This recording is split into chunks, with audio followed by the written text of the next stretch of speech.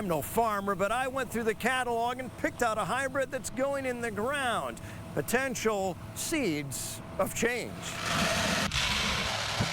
$285 a bag, 33,000 seeds an acre.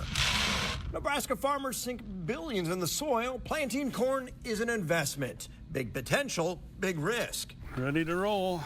I usually stay behind the camera, but this season I'm making the decisions a farmer would. What hybrid to plant, what seeding rate to plant at, how much nitrogen to put on pre-plant. Play it just right, and that's money in the farmer's pockets. If somebody's really good at keeping their cost of production low but have those high bushels and do a really good job of marketing, they can make a couple $100 extra per acre.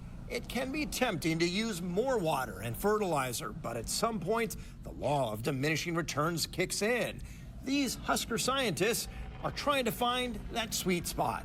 And then we can even dial it in a little bit more and start to think of how do we start to develop appropriate recommendations to better guide in-season management.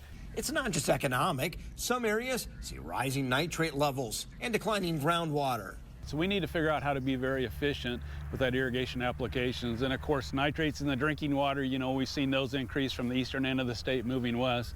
So we need to figure out how to put on less nitrogen and still get those top bushels. That's the mission of TAPS, a university project where teams compete to see who can be the most efficient using the same field.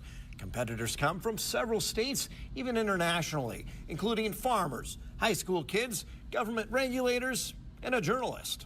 I'm able to collaborate with a lot of colleagues outside of just my discipline.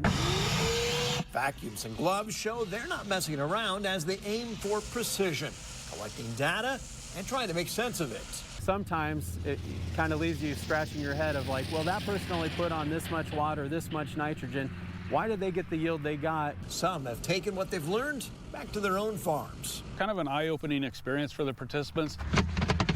To cap it off, they've created a network of industry professionals rooted in a common desire to improve efficiency, sustainability, and profitability. That's the story to tell for me. You know, we have some producers that are very efficient and still produce those bushels and be very profitable.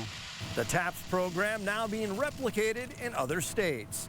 Next week, we'll meet our Farm Youth of the Month, so join us as we see how agriculture makes Nebraska grow. NTV's Grow promises to bring you all the news and trends surrounding agriculture in Nebraska.